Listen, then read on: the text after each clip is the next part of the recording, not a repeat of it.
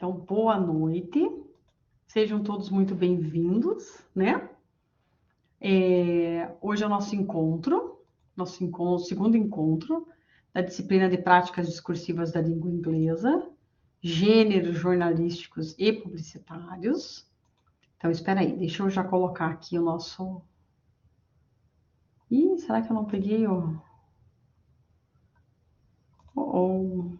Espera aí que eu tenho que gerar um PDF aqui, porque senão fica complicado para fazer o nosso encontro, fica bem ruim para vocês aqui. Peraí, deixa eu só, enquanto isso, fazer isso aqui. Peraí, encontro gêneros jornalísticos e publicitários.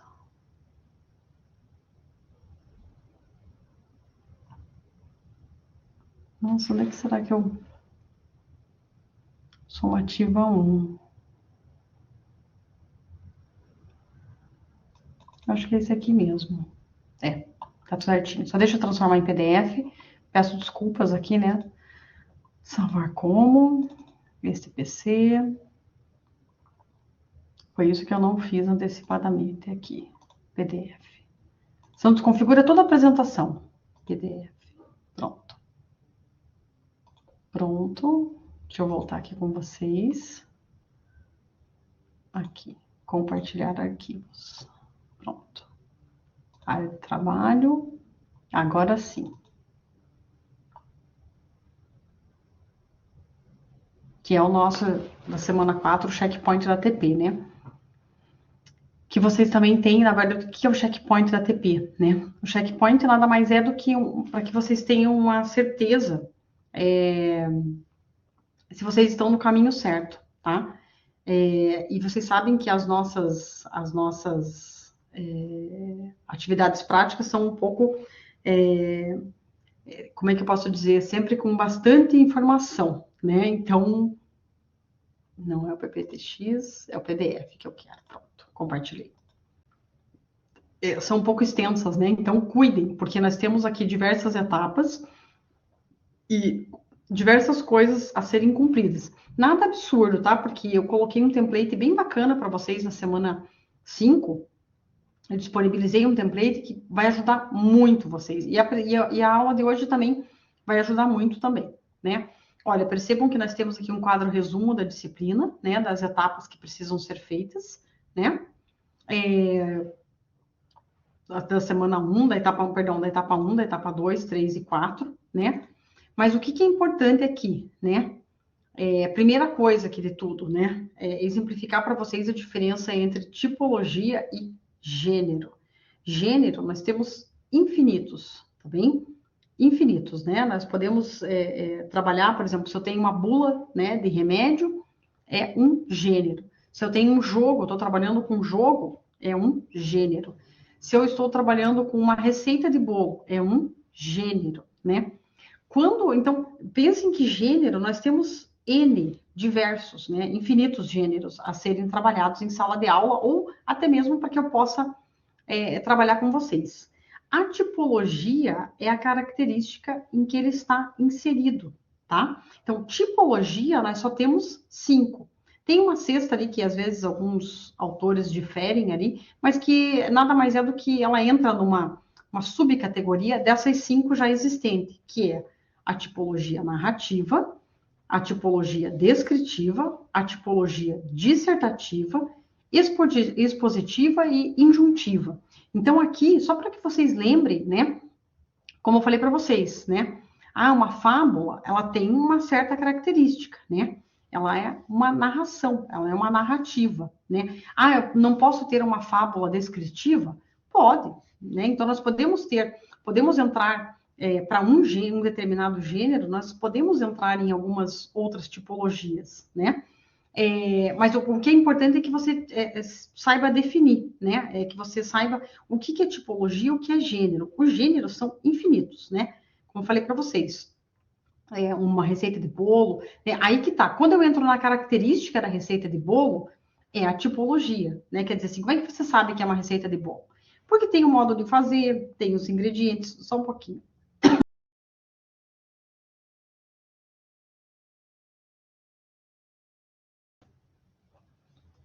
Me perdoe, eu tô com uma tosse que não está legal. Então, a tipologia serve para que você saiba a característica do texto, né? Um manual de instrução, geralmente, ele é um gênero injuntivo, né? Por quê? Porque ele passa... Como é que você sabe que é um manual de instrução? Porque ele está cheio de regra, né? Ele vem modo de... Qual que é aquele botão, para que serve. Então, você consegue, com essas características, escrever de que gênero está falando e em que tipologia que ele está contido, tá? Podemos ter mais de um? Podemos, né? Sem problema nenhum. Podemos ter mais de uma tipologia? Sem problema nenhum. O importante é que vocês saibam diferenciar entre tipologia e gênero. Então, eu coloquei, olha que legal, gêneros podem ser infinitos, né? Posso ter um gênero aventura, né? Um livro que fala de uma aventura, um bilhete, uma biografia, uma bula de remédio. Cada um tem a sua característica, né? Eu posso, claro, misturar ali, mas em geral você sabe que se trata de uma biografia. Por quê? Porque você tem uma característica que você já identifica que aquele livro se trata, ou aquela entrevista, se trata de uma biografia, né? Uma carta, um conto de fada, uma crônica, um diário, um e-mail, uma entrevista, né? Uma fábula, uma ficção científica. Então, tudo isso são gêneros. Olha quanta coisa, né?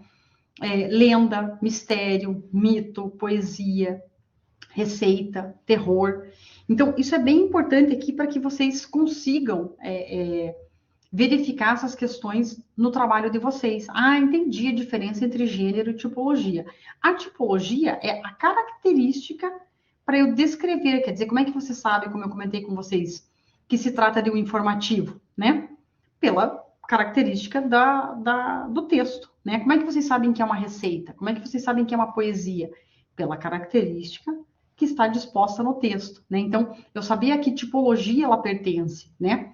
E saber quem é gênero, quem é tipologia é bem importante, tá? E às vezes tem aluno que confunde, tá? Então, tipologia só tem aquelas 5, né? No máximo uma sexta, mas ela entra numa subcategoria das que já existem, né? Agora, gêneros, nós temos infinitos, tá?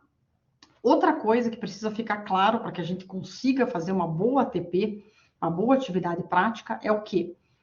Saber os elementos da comunicação. Isso aqui é importantíssimo, tanto para a vida quanto para a prova, tá? Já vou deixar aqui, isso aqui, já podem guardar essa informação, porque muito provavelmente cai na prova e cai o tempo todo na nossa vida. Concurso público, elementos da comunicação, tenha certeza que sempre cai uma questão, né? Então, quem que é o emissor ou interlocutor, né? É a pessoa ou o grupo de pessoa que envia a mensagem. Então, eu aqui, professora Ângela, estou de emissora hoje, né? Estou fazendo, perdão, o encontro online com vocês, né? Ou eu sou a interlocutora, né? Dessa mensagem, né? Para quem nós estamos fazendo ali. Então, nós temos também o receptor ou interlocutor. De novo, é a pessoa ou o grupo de pessoas que recebe a mensagem, tá? Então, temos um receptor, que são os estudantes, e o emissor, que é quem está transmitindo a mensagem. A mensagem qual é? Exatamente, por exemplo, a nossa aula aqui, Checkpoint da TP. Nossa mensagem é a informação que eu quero transmitir para vocês a respeito da nossa TP. Isso vai facilitar muito a vida de vocês, depois que vocês souberem disso, né? Canal de comunicação ou contato é o meio que possibilita a condução da mensagem, né? O canal que eu vou utilizar para passar essa informação para vocês. O código, gente, é o mais importante de tudo, né? Por quê? Porque se eu tenho um problema na língua portuguesa, geralmente esse erro ou esse lapso acontece onde? No código. Por que eu digo isso para vocês, né? O código é a linguagem utilizada pelo emissor para se expressar. Que código que eu estou utilizando para falar com vocês? A língua portuguesa, né? Esse é o código que eu estou utilizando para me expressar com vocês, né? Essa linguagem é que vai ser recebida por vocês, né, pelo receptor, né? E para que haja uma eficácia na comunicação, tanto o emissor, eu, quanto receptor, vocês devem dominar esse mesmo código, quer dizer, a língua portuguesa. Só que não fica aí, não fica só aí. Né? Nós falamos a língua portuguesa, nós, né, eu e vocês, e mesmo assim, às vezes, nós temos problemas na comunicação, né? Então, eu sempre dou um exemplo que eu nunca me esqueço, que uma vez estava em sala e nós tínhamos que mudar de sala e eu escrevi no quadro, né? Claro que alguém passou e apagou metade da mensagem, né? O código utilizado é a língua, continua sendo a língua portuguesa, quer dizer, tanto eu quanto os meus estudantes falam a língua portuguesa, porém, a informação que eu passei ali não ficou clara, né? Ficou clara para os primeiros alunos que passaram ali, que ainda a informação estava inteira, né? Então eles entenderam que nós havíamos mudado de sala. Para outros não, né? Por quê? Porque já estava apagada a mensagem. Então quer dizer, mesmo nós falando a mesma língua, a mesma linguagem, o mesmo código, a língua portuguesa, pode ter problemas na comunicação. Que problema é esse, né? É justamente um ruído, né? Qualquer perturbação na comunicação. E o referente ou contexto é o contexto, o assunto que define a mensagem. Então, qual que é o referente dessa aula? Qual que é o contexto dessa aula? Exatamente que vocês saibam como fazer a ATP de vocês, ou um checkpoint da ATP, né? Para que vocês saibam que se vocês estão no caminho certo. Então, o referente, o contexto, né, é o assunto, né? É o assunto do que nós iremos tratar. Então, se essa minha mensagem não ficou clara para vocês, né? Por exemplo, mesmo nós falando a mesma língua, eu falando língua portuguesa e vocês também compreendendo a língua portuguesa, nem sempre essa informação está tão clara. E aí nós temos um problema onde? No código, né? Quer dizer assim, que a linguagem que eu utilizei, a forma como eu utilizei, não ficou clara. Então, quando você tem estudantes com muitos problemas na disciplina, geralmente, às vezes, na língua portuguesa ou em matemática, né? Quando eu tenho mais de 50% da turma, né, que não compreendeu realmente aquele conteúdo, não compreendeu aquele contexto, muito provavelmente é problema onde, gente? No código. Quer dizer que a maneira que eu utilizei para me expressar, mesmo sendo língua portuguesa, não ficou clara. Né? Então, por isso que eu gosto de falar, os elementos da comunicação nós vamos utilizar o tempo todo. Então, guarde. Geralmente, os problemas, quando tem um problema, por exemplo, não foi cumprido, metade dos meus alunos chegaram naquela outra sala que eu tinha enviado o bilhete, né? Coloquei, não, o bilhete não, coloquei fiz uma anotação no quadro, né? Que nós tínhamos passado para outro laboratório. Alguns chegaram, outros não, né? A maioria iria dizer que teve um ruído, uma perturbação na comunicação. Sim, alguns alunos apagaram o quadro, mas eu é que não utilizei a linguagem adequada, né, para me fazer entender. Quer dizer, eu podia ter feito de forma diferente, podia ter passado para um estudante do grupo, né? Então, a linguagem, o formato que eu utilizei para me expressar não ficou claro. Alguns chegaram naquela sala, outros não.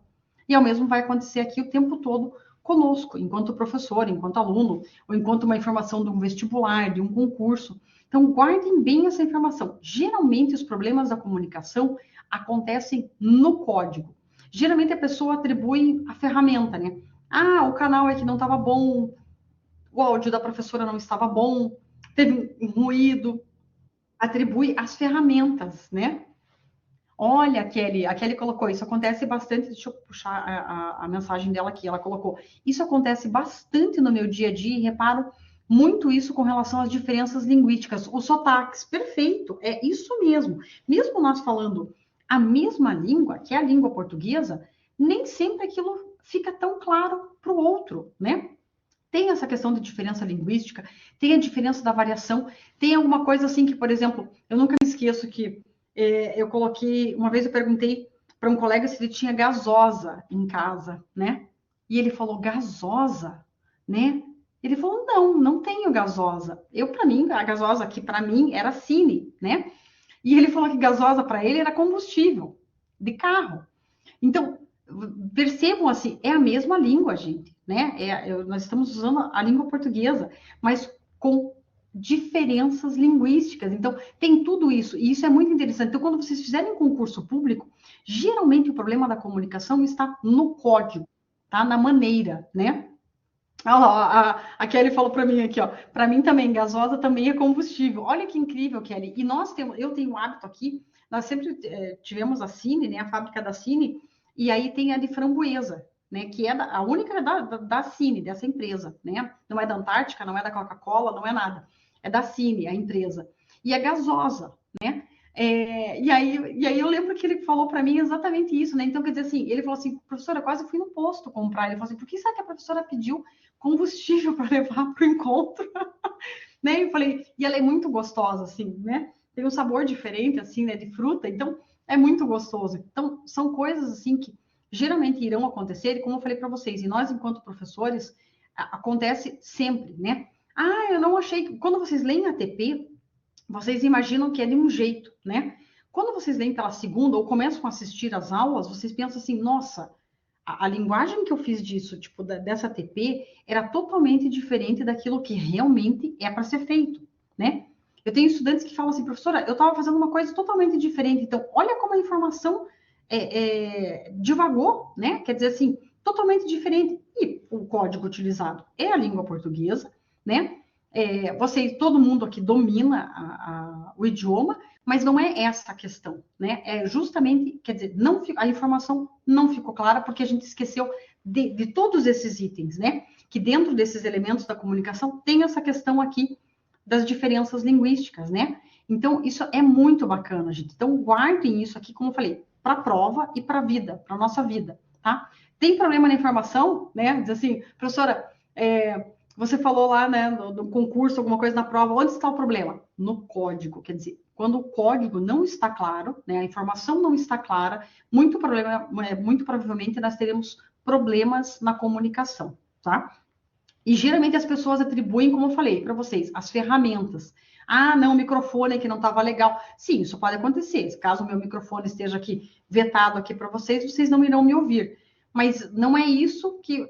Isso, é claro, vai ocasionar outra questão que eu vou ter que fazer uma aula outro dia, né? Mas, em geral, não é isso por causa disso, né? A falta de organização de informação acontece porque as informações que estão dispostas ali não estão claras.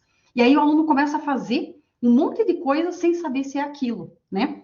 Então, para essa TP aqui, nós temos que nos organizar. Então, quando ele pergunta assim, para que vocês, na parte 1 da atividade, etapa 1 da TP de vocês, vocês pesquisem sobre variações linguísticas na língua inglesa e escrevam, né? Entre 100 e 200 palavras. Então, ele não quer que vocês copiem, gente. Isso é muito bacana, né? Eles querem que depois que vocês leiam o material de vocês, que vocês consigam dizer o que são variações linguísticas a partir daquilo que eu acabei de ler, aquilo que eu acabei de explicar, entre 100 e 200 palavras. Porque se fosse só para colar, a gente ia lá no livro, colava lá e estava tudo certo, né? Mas não é isso, né? Porque se a gente for colar, a gente vai começar a colar 200, 300, 400, quando vê, tá com 1000 palavras lá e a gente não colocou tudo aquilo, né? Então, é para que vocês resumam mesmo e façam, né? Então, o que são variações linguísticas? Para responder entre 100 e 200 palavras. Depois, perdão, fechei o microfone para não tossir no ouvido de vocês. Tipos de variações. Precisa descrever de forma sucinta, né, os tipos de variações. Quais são eles que nós já estudamos ali? Vocês devem ter visto já na unidade de aprendizagem, né? Que ela acontece. Os tipos de variações são diacrônica, diatópica, diastrática e diafásica. Esses são os tipos de variações que podem acontecer, né? Depois eu falo mais sobre isso aqui. Mas então, olha que bacana, né? Aqui vocês já têm o primeiro slide para vocês conseguirem colocar, né? Quer dizer, eu tenho que saber o que são variações linguísticas e os tipos de variações que acontecem, tá? Depois, na parte 2, elaboração de um quadro com exemplos das diferenças lexicais, morfológicas e gramaticais do inglês australiano, canadense, norte-americano e britânico. No nosso primeiro encontro, eu coloquei um link de um vídeo no YouTube bem bacana, que tem algumas palavras, né, que significam, como nós estamos falando aqui também, mesmo que fosse em português, é claro, eu sei que é em inglês, mas o que eu quero dizer, olha, eu e a Kelly, né, nós moramos no mesmo país, falamos a mesma língua, né, e gasosa para ela é combustível, e aqui, né, onde eu estou, alguns conhecem a gasosa Cine como um refrigerante, né? Porque às vezes você fala Coca-Cola é Coca-Cola, né? Então, o nome desse, em especial desse refrigerante, é gasosa, né? É um tipo de refrigerante de fruta, né? Mas é um pouco diferente. Então, olha que interessante. Então, é isso que eles querem que vocês coloquem aqui. Então, aí o aluno fala assim: o que são diferenças lexicais, professora? Diferenças no léxico, no vocabulário, tá? Então, o diferente às vezes pode ser cookies, que é diferente de um país para o outro. Se vocês tiverem problema, por exemplo, às vezes encontra no inglês americano e no inglês britânico, e às vezes vocês não encontram, por exemplo, no canadense ou no australiano, por exemplo. Podem perguntar para mim, depois eu vou disponibilizar alguns dicionários para que vocês também procurem, né? Mas coloquem, não precisa ser em todas, né? Mas que vocês coloquem algumas palavras que vocês já sabem, né? Que realmente significa a mesma coisa, mas a grafia é diferente, né? Para aquela palavra. Então, pode ser diferenças lexicais, né? Diferenças no vocabulário. Pode ser diferenças morfológicas, aí é diferença no estudo da estrutura, né? Aí pode ser formação, classificação de palavras em um idioma, né? Então, essa questão ali, por exemplo, de prefixo, eu gosto bastante de trabalhar com sufixo e prefixo, né? A maioria aqui vai bater, né? O prefixo e o sufixo, a grande maioria vai bater, mas talvez em uma determinada língua não seja o mesmo prefixo, né? Então, depende se veio do latim ou se originou de alguma outra língua, daí vocês já sabem, né? Se puxa mais para um alemão, se puxa mais de onde se origina o tronco da língua, né? Mas isso é o quê? Isso é uma diferença morfológica. Então, ou na estrutura ou na formação e classificação das palavras, né? Ou ainda, diferenças gramaticais no inglês americano, no inglês britânico, no australiano e no canadense. Então, vocês podem dar exemplo. Não precisa ser assim, gente. Desculpa. Não precisa ser 100 palavras. Não, gente. 5, 6, 7 palavras ali que ser... Ou uma expressão, né, que seja diferente em um país e no outro, né? Que vocês percebam essas diferenças. Então, é isso que é para colocar nesse quadro. Não é para colocar 100, 200 palavras aí, porque nem cabe na apresentação de vocês, porque só pode ter 20 páginas, né? 20 slides. E aí ele pergunta para vocês ali no checkpoint se vocês fizeram, né? Elaboraram um quadro resumo, explicando o que vem a ser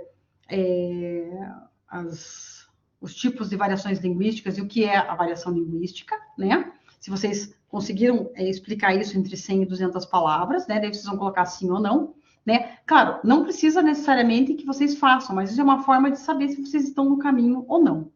Depois, na etapa 2, ele pergunta se vocês pesquisar sobre as características dos textos multimodais. Isso também vocês vão encontrar onde, professora? Posso procurar fora? Pode, mas não tem necessidade. A nossa própria unidade de aprendizagem abastece vocês com essa informação. O que vem a ser um texto multimodal? É quando eu tenho uno, né? Faço a unificação do texto com imagem. Amo texto multimodal. Por que eu sempre falo isso para vocês? Porque conforme nós vamos entrando, por exemplo, no ensino fundamental 2, ensino médio, graduação, só vem letra, gente. Não vem mais imagem, né? E isso é muito importante. Por quê? Porque isso nos ajuda a compreender o conteúdo, né? Ter por ter aquela imagem solta, não tem porquê, né? Mas se eu coloco uma imagem para que ela tenha um significado, a gente não está acostumado com isso. Por exemplo, fazer a leitura de um gráfico, né? Em concurso, cai muito isso, né? Faça a leitura do gráfico para que você consiga fazer a redação. A maioria das pessoas não sabe. Por quê? Porque nós não fomos treinados a fazer isso, a fazer esse tipo de leitura. Geralmente a nossa leitura é textual, é texto, texto, texto, texto, texto, texto. Então, expliquem, né, entre 100 e 200 palavras, né, a partir, claro, do conteúdo que vocês têm ali na unidade de aprendizagem, mas o que vem a ser, e a importância desse texto multimodal, né? Aí ele pergunta ali, né, se você realizou as pesquisas solicitadas sobre as características dos textos multimodais, né, quer dizer que une texto e imagem, e a composição e os tipos de textos jornalísticos e publicitários. É por isso que vocês percebem, como é que a gente sabe que se trata de um texto publicitário? Porque muito provavelmente ele nos induz a comprar alguma coisa, ou a lançar tendência, né? Quando eles querem vender carro, eles, né, passam sempre aquela coisa de felicidade, de família, de viagem, né? Como que diz assim, você precisa comprar isso para ser feliz. Justamente uma linguagem para que você, né, pense, eu preciso disso para ser feliz, né? Depois chegam boletos e aí você deixa de ser feliz, mas naquele momento, aquele texto tinha uma função. A função era fazer você comprar determinada roupa, determinado conteúdo, né? Até um livro, né? Às vezes, quantas vezes a gente fala para não julgar o livro pela capa, mas muitas vezes a capa está tão bem feita que você se encanta pelo livro. E às vezes, quando você vai ler, nem sempre aquele conteúdo é tão agradável, né? Então, tem tudo isso. Então, quer dizer, texto jornalístico, vocês percebem a diferença de um texto jornalístico que é muito mais enxuto e objetivo para um texto publicitário, que aí já traz uma questão de tendência, traz propaganda, traz um monte de questão de cores, né? Para justamente fazer você ficar focado naquilo ali, né? E tudo isso, gente, assim, está na disciplina. Ele sempre traz um monte de links. Eu sei que visualmente isso parece um pouco confuso quando nós olhamos, mas é a partir desses links que vocês entram ali e verificam.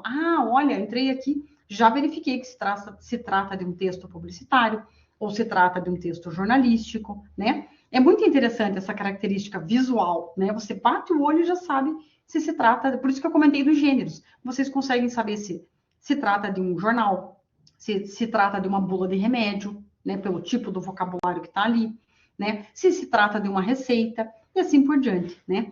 Então, a etapa 2, parte 2, resumir entre 100 e 200 palavras os tipos e as principais características que compõem o gênero textual jornalístico e o publicitário, né? Conforme a descrição nos textos e vídeos disponibilizados, né?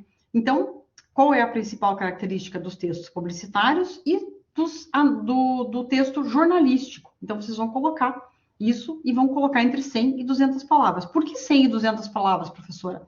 Né? Vocês podem colocar no Word para contar, porque isso, como eu falei para vocês, não é uma cópia, né? Porque vocês iriam copiar a unidade toda, né? É para realmente verificar se eu entendi o que vem as características, né? O que vem a ser um texto publicitário, um texto jornalístico, já compreendi a diferença entre um e outro, e ele quer que você explique entre 100 e 200 palavras essas diferenças e as características que compõem cada um, né? Muito provavelmente o texto jornalístico é muito mais enxuto e o texto publicitário tem sempre uma linguagem mais persuasiva, né? Sempre tentando com que vocês comprem, né? Alguma coisa, tá?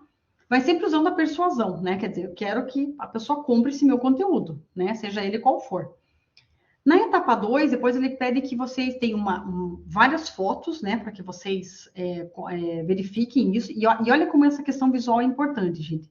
Na aula anterior, eu falei para vocês, fechem o olho e tentem explicar para mim o que tem à volta de vocês, assim, o que está à volta. Agora eu estou olhando tudo aqui, mas se eu fechar o olho, vocês seriam capazes de descrever exatamente o que tem na mesa, o que está no meu lado direito, o que está no meu lado esquerdo. Como nós, em geral, enxergamos, nós não temos o hábito de fazer isso, essa leitura, né? Então, e lá como eles têm essa questão das queimadas, né? Como aqui no Brasil agora a gente, né, está enfrentando isso, principalmente aí com essa questão agora no mês de agosto, né? Em diversos locais. Então, quer dizer, mas a gente não tem esse tipo de leitura, né? Que eles têm lá, que eles já estão acostumados, que em determinada época, assim como eles têm tufão, eles têm terremoto, né? Tem uma determinada época que tem aquilo, né? Então, eles já lançam informações, quer dizer, que mesmo que você esteja em um local com outra língua, você já sabe que de uma determinada área, se começar o fogo a chegar muito perto, aquilo é perigoso, eu tenho que sair fora. Isso a gente não tem aqui, gente, né? Essa falta de, como eu falei para vocês, porque como você pensa assim, eu enxergo, então eu sei, eu estou vendo o perigo ali, eu vou conseguir sair. Nem sempre, né? Por quê? Porque você acha que o fogo não vai te pegar. Como aqui, eu ouvi agora uma notícia hoje no jornal que o rapaz tentou apagar o fogo e acabou morrendo, né? Por quê? Porque na tua visão, né, visualmente, você acha que você vai dar conta, né? Você acha que o fogo não é tão grande assim, porque você não está vendo a extensão, né? E aqui é muito legal porque eles separam por zonas, né? Quer dizer, quando está na zona 1 e 2, está muito próximo, você não pode mais permanecer ali. E como as queimadas é um problema recorrente, em determinada época do ano, ele quer que vocês recebam essa linguagem, né? Como eu falei para vocês, mesmo que estivesse escrito em sânscrito, que nós não saberíamos, né? Pela visualização, pela informação que ela está querendo passar, quem tem, claro, esse conteúdo, né? Quem já sabe dessas informações, você consegue. Ah, entendi. Quer dizer que quando chegar aqui na zona 1, na zona 2, significa que está muito próximo de mim, eu tenho que sair. Mas eu tenho que saber que essa informação existe, né? Que esse conteúdo existe, para que realmente aquela linguagem faça sentido. Porque senão fica como aquelas crianças, né? Às vezes vocês estão na escola e vem um palestrante, alguma coisa de fora, e as crianças começam a conversar e você faz uma expressão mais firme, e às vezes a criança não entende, né? Ela acha que está tudo certo, que ela pode, né? E você não quer chamar atenção na frente, e você fica fazendo caras e bocas ali e não está sendo entendida. Por quê? Porque o código que você está utilizando não está claro para aquela pessoa, né? Quer dizer, aquela linguagem visual que você está expressando nem sempre é tão clara. Então, é muito legal isso aqui, né?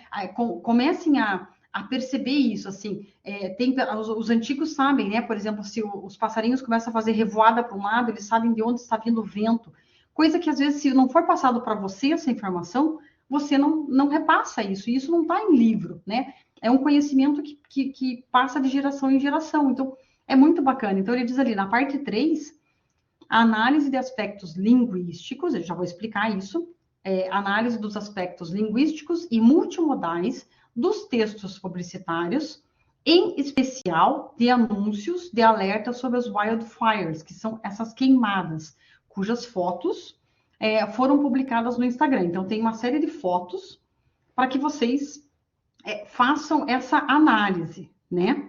Então, vocês vão olhar lá, por exemplo, se tem uso de acrônimos, que é sigla, né? A maioria tem, né? Vocês vão verificar, lá, abram todas as fotos lá e verifiquem, né? Como eu falei, vocês podem analisar uma ou duas, mas abram todas para que vocês consigam ter esse leque de informação. Olha, entendi, tem alguma coisa que acontece, por exemplo, essa questão de usar algumas cores com relação às queimadas. Sempre eles vão utilizar o amarelo, o vermelho, o laranja, né? Por quê? Porque isso significa que é fogo, que é perigo, né? Por que o sinal vermelho é vermelho? Justamente porque não é para passar, né? É perigo, né? Então, olha como é importante esses aspectos semióticos. O que são aspectos semióticos, professora? São as animações, as cores, a diagramação do texto, para justamente chamar a atenção, né, de quem está visualizando aquela informação, a disposição textual, né? A forma, gráficos que ele vai trazer, né? Com essa, como eu falei para vocês, a disposição 1, 2, 3, né? Para que você saiba quando você precisa se retirar daquele local, né? Tipografia, né? Essa tipografia geralmente em caixa alta. Por que caixa alta? Para chamar atenção. Ó, tanto que ele pergunta nessa imagem aqui que eu coloquei para vocês, are you ready? Né? Você está pronto, né? Por quê? Porque as queimadas estão chegando. Então, você está pronto para realmente, né, caso precise você sair de casa, para que a sua casa não, para que você o fogo não chegue até você. Né? Então, ele usa um tipo de tipografia visual ali, uma disposição textual e uma tipografia para que letra caixa alta, justamente para chamar a tua atenção. Né? Assim como eu falei para vocês, quando vocês entram no hospital e tem uma imagem assim com o dedo na boca, como que diz, de silêncio, vocês sabem, não precisa estar nada escrito. Quer dizer, a imagem, vocês já entenderam que a informação que ela quer passar é que precisa de silêncio. Mesma coisa numa biblioteca, né? Então, esses aspectos semióticos vão falar para aquela imagem, que são informações que vocês precisam saber naquela imagem, né? Papel dos códigos verbal e visual na produção do sentido, né? Então, quer dizer assim, se eu não consigo entender muito bem o visual, por isso que eu falei para vocês que vocês têm que, né, disseminar aquela informação, né? Então, eu tenho que conhecer um pouco mais do verbal. Se eu não conheço do verbal, o visual tem que falar. Então, o que vai falar aqui para mim, se de repente eu não sei inglês, né, ou se eu não conheço uma informação sobre as queimadas, o que vai chamar atenção? As cores, né? A cor vermelha, a cor amarela, vai te chamar muita atenção, né? Então, o papel dos códigos verbal e visual. As marcas sociolinguísticas, discursivas, estruturais e linguísticas, já vou falar disso. Signos alfabéticos. O que são signos alfabéticos, professora? Letras, palavras e frases. Então, geralmente, nesse tipo de conteúdo, a gente não usa aquelas serifa, que são aquelas, sabe aquelas letras que são bonitas como em convite de casamento, alguma coisa assim que puxa aquelas letras, assim, que faz aquela serifa, né, que puxa. Então, geralmente essas letras aqui e as frases são em caixa alta justamente para quê? Para chamar a atenção. Tá? Então, aqui pode. Aqui, eu poderia escrever numa carta, por exemplo, o reitor em caixa alta? Não, não pode. Por quê? Porque a intenção aqui não é chamar a atenção do reitor, né? A gente tem que respeitar. Então, lá eu não vou utilizar a caixa alta, né? Aqui eu posso, por quê? Porque eu quero chamar a atenção do meu leitor para o período de queimadas, tá? Signos semióticos, né? Imagéticos ou visuais, que são os símbolos que estão realmente aflorando ali naquela imagem, né? Formas de linguagem verbal, lembrem, né? A linguagem verbal ela pode ser escrita ou oral, então tenho que me fazer entender com vocês. Tanto no formato escrito, quando eu encaminho um aviso para vocês, né, para vocês no AVA, eu tenho que me fazer entender tanto oralmente, quando eu estou falando com vocês, quanto por meio da escrita, né? E não verbal no visual. Então, como eu falei para vocês, dessa questão do gesto da mãe, quando a mãe faz aquela, né, aquela expressão assim, cerrada, né, que cerra os dentes, muito provavelmente ela quer passar alguma informação e você, né, precisa saber que aquele visual, aquele gesto, né, ou então quando a criança está se apertando assim, que muito provavelmente ela quer ir ao banheiro e ela está emitindo aquela informação, né? Então, só lembrar que a linguagem verbal, ela pode ser escrita e oral. Então, quando eu falo para vocês assim, que eu tenho que me fazer entender tanto oralmente, quando eu estou falando com vocês, quanto por meio escrito, por aviso, aí vocês não esquecem mais, porque se falar só a linguagem verbal, parece que é só a oral, né? A sensação que a gente tem ao lembrar do conceito, parece que é só a linguagem oral, mas não. A linguagem verbal, ela pode ser escrita ou oral. Então, eu posso me fazer entender pela fala ou por um aviso, por um texto escrito, tá? E aí, na etapa 2, né, analisar todas as fotos e em seguida verificar as características que elas apresentam em comum, né? Então, como eu falei para vocês, abram todas e analisem uma ou duas, né? Duas é o suficiente, duas ou três ali, para que vocês consigam fazer esses apontamentos aqui, né? Isso é muito bacana, para que vocês consigam verificar essas características, em especial, olha, de novo aqui, né? A questão da grama, né? De novo com essa questão do vermelho, para justamente demonstrar que, né, que estava tudo muito seco. Então, muito facilmente essa área pode entrar em combustão, né? E pode pegar fogo, tá?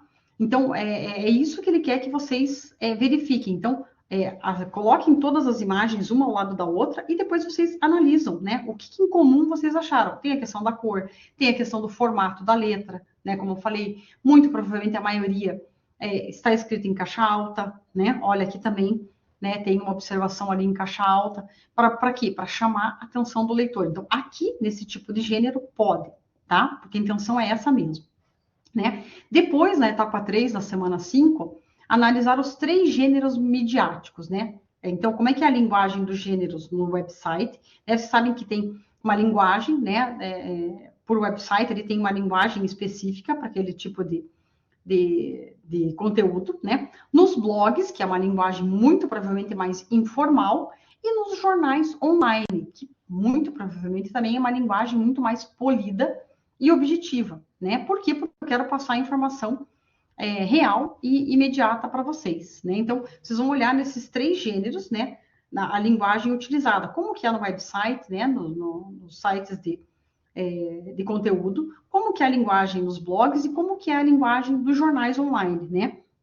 Então, ele diz ali, você pode optar, por exemplo, por mais de uma variedade em inglês, quer dizer, o que você notou, né? Ele também vai dar diversos links lá que vocês façam essa verificação e o que vocês acharam, por exemplo, acharam uma atenção em especial para alguma cidade, uma notícia em especial, ou algum jargão que ele utilizou em algum determinado tipo de jornal, né? São informações que vocês vão verificar. Vocês abrem todas as abas e conseguem verificar o que tem de diferente entre um e outro. E muito provavelmente é um de cada país, né? Para que vocês consigam verificar essas diferenças, né? Que é o que a gente está comentando aqui, justamente essa questão das diferenças linguísticas, né? Então, esta parte da análise é linguística e não sociolinguística, né? Então, aqui é preciso incluir exemplos de cada uma das variedades apresentadas na TP, né? Ou seja, do inglês americano, o que vocês realmente verificaram, né, de diferença entre o inglês americano, um jornal australiano, um jornal britânico e um jornal canadense. Não se preocupem, gente, que isso é, como eu falei para vocês, é visual, tá? Vocês vão bater o olho e vocês conseguem enxergar, tá? É como esse exemplo que nós utilizamos da gasosa aqui, né? Você compreende por quê? Porque você percebe que é o mesmo nicho ali, o mesmo blog, só que em diferentes países, né? O que vocês perceberam de diferença? Né? Como nós percebemos aqui em português também, tá? Depois ele pede o quê? Que vocês façam uma análise das características lexicais e gramaticais. O que é lexical, né? É do vocabulário. Análise das características do vocabulário e gramaticais só dos títulos e dos subtítulos nos jornais jornalísticos em inglês, publicados no website, em blogs e jornais online. Então, quer dizer, o que tem de diferença quando eu faço uma chamada de um texto para um blog, para chamar um conteúdo, quando eu faço uma chamada para um website e quando eu faço uma chamada para um jornal? Com certeza tem diferença. Por quê? Porque, como eu falei para vocês, eu não posso estar fazendo um sermão e no meio contar uma piada. Não que eu não possa, mas o que eu quero dizer assim, que você destoa, né, daquilo que você está se propondo. Então, se o blog é uma questão informal, então não tem por que você colocar uma questão de formalidade, colocar um artigo científico, porque lá não é o local. Lá é o local de trabalhar com informações informais, um texto informal, utilizar uma questão mais intimista, né? E assim por diante, né? Quando eu tenho um jornal, é diferente, eu tenho que fazer uma chamada para o meu leitor realmente prestar atenção e ler aquela informação. Então, esse texto que vai falar aqui sobre a block language, né? A linguagem utilizada nas manchetes de jornais, que é aquela linguagem em bloco, né? Sempre em bloquinhos ali, né? Por quê? Porque é curto o espaço, né? Geralmente é o tipo de linguagem utilizada em manchete de jornal. E geralmente, se vocês verificarem, ela está em T, né? Ela está em T, assim, a principal. Por quê? Para chamar atenção. E geralmente, quando nós vamos fazer essa leitura, se você não for fazer uma leitura total daquela informação, como é que você lê? Você lê em T, você lê a matéria aqui, a chamada aqui bem grande, né? Que está naquela linha, e depois você lê mais ou menos aqui, né? Se você não for ler o conteúdo na íntegra. E a gente faz essa linguagem sem querer, né? Você vai dizer, pronto, já sei do que ele vai falar. E às vezes não termina de ler aquela informação. Ou às vezes termina. Mas em geral, o que te chama atenção é o formato T. É aquela, né, a manchete principal, e depois você começa a ler o meio e já mais ou menos tem uma base do que vem a ser, o que vai ser falado ali naquela informação, né? Então, esse texto aqui eu coloquei também na semana 5 para vocês, já disponibilizei o texto lá, né? Porque eu não lembro, eu acho que na época tinha um link que estava meio ruim, então eu já baixei o PDF e disponibilizei para vocês, para que vocês percebam como é essa linguagem, né? E como que é o uso da gramática, né? O uso do simple present, para que realmente eu traga, mesmo que eu esteja falando de um acontecimento que já aconteceu, eu faço uso do simple present para trazer essa notícia como se fosse atual. Porque aí, às vezes, você está lendo uma notícia, e você percebe assim, nossa, é um caso que já aconteceu há anos. Mas como o jornalista chamou aquela manchete, fez com que você acreditasse que aquilo estava acontecendo naquele momento, né? Mas o que? É o uso do simple present que dá essa intenção de eu trazer para o meu leitor que precisa ser lido agora, né? Olha, veja essa notícia aqui, né? Ela se refere a algo que já passou, mas eu trago para o presente, pelo menos a chamada dessa notícia, para que o meu leitor realmente se interesse por ela, né? Uso da voz passiva, a ausência de artigos nos títulos sobre as wildfires, né? São questões que pequenos detalhes ali, mas que faz com que você compreenda, né? Realmente, olha, é verdade, né? Tem uma omissão de artigo. Por quê? Porque eles têm que ser rápido para passar aquela informação, né? Então, o que tem que ficar para você? A letra está em caixa alta e o texto está em caixa alta de forma bem sucinta para que você realmente faça uso daquela informação caso o fogo se aproxime de você, né? E na parte 2, aí sim, né? Agora ele quer que vocês verifiquem as marcas linguístico-discursivas e multimodais dos textos jornalísticos. Então, o que eles querem que vocês façam aqui? Uma análise comparativa com a língua utilizada nos websites, nos blogs e nos jornais online, né? Então, assim, e sociolinguísticos, quer dizer, ao longo do nosso, de todo o meio, né? Quer dizer, assim, se eu estou numa escola, eu tenho que saber passar aquela informação, como eu falei para vocês. Se eu estou numa missa, eu tenho que adequar o meu vocabulário a uma missa.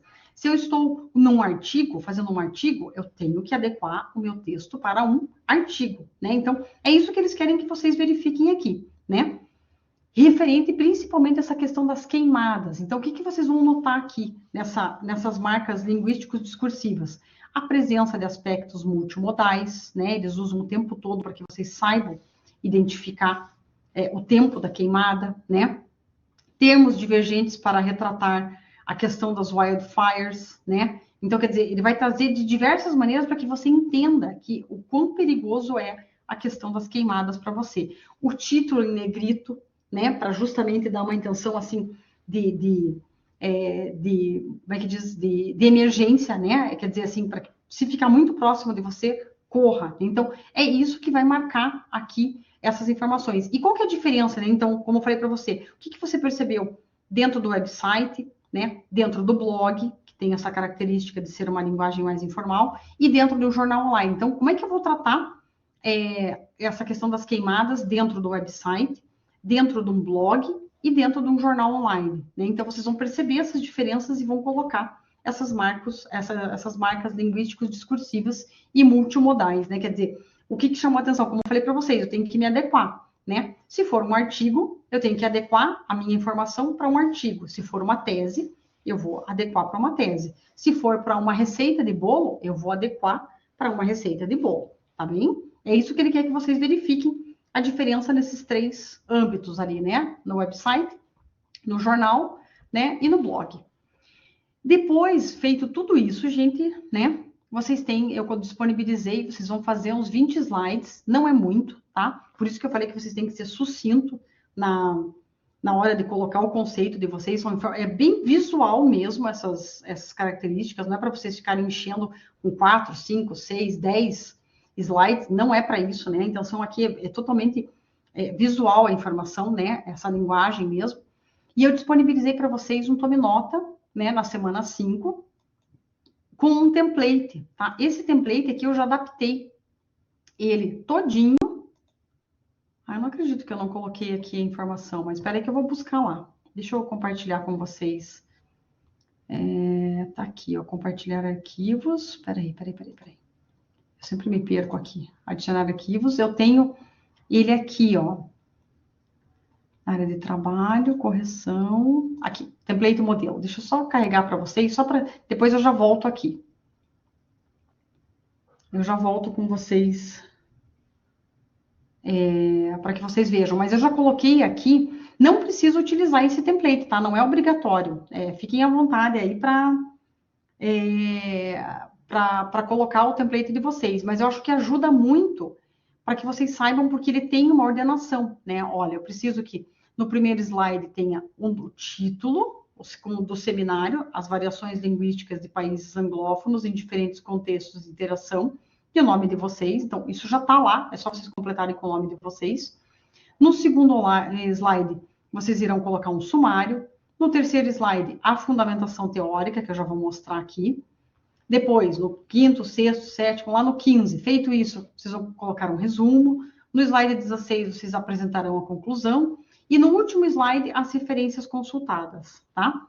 Então, eu acho que é bacana. Quem quiser utilizar, fique à vontade. Está na semana 5, tá? Tem um tome nota e tem o template desse seminário.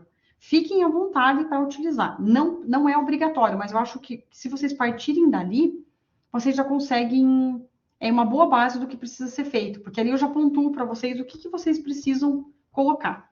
Só assim que o meu arquivo carregar, eu já mostro para vocês. Espera aí. Isso é bem bacana. Eu achei que eu tivesse colocado algumas páginas aqui. Nossa, gente, que demora. Convertendo ainda. Quer perguntar alguma coisa, Kelly, fique à vontade, tá? Alguma dúvida? Só converter aqui, daí eu já carrego para vocês. Era mais fácil abrir, né? na tela do que... Que bom, tá bem. Então, eu só vou compartilhar aqui, assim que o meu computador excelentíssimo permitir, né? Tá. Nossa, gente, que demora. Eu vou compartilhar minha tela com vocês. Não quero esperar. Compartilhar arquivos. Peraí. Compartilhar tela. Deixa eu voltar aqui. Aqui. Compartilhar tela. Pronto. Selecione uma guia. Janela. Tela cheia. Guia do Chrome.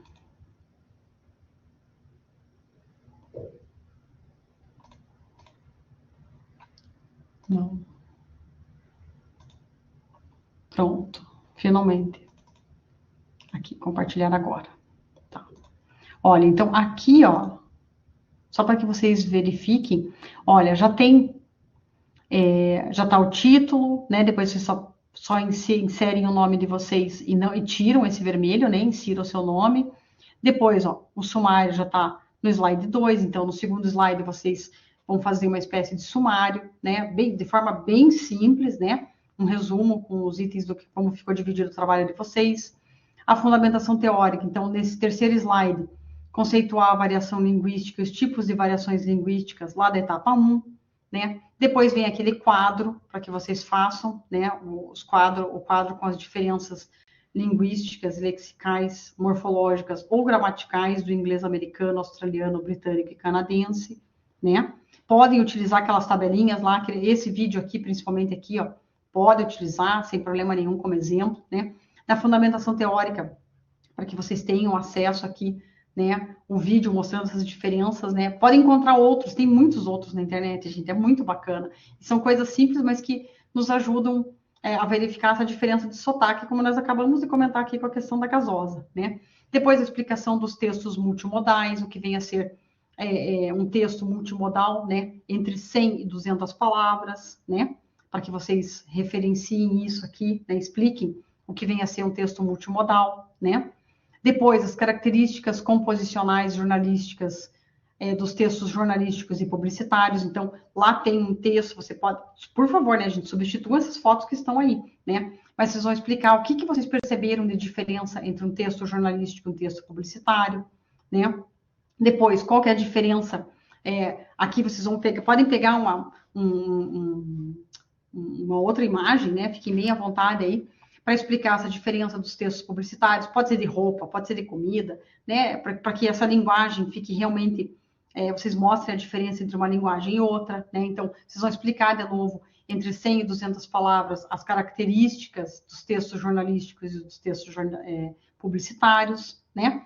E as características principais de cada um. Então, olha que bacana. Então, aqui eu já deixei tudo, gente, né? Aqui, depois, o que é? Tem que fazer uma análise linguística e multimodal dos anúncios de alerta sobre as queimadas, né? As wildfires.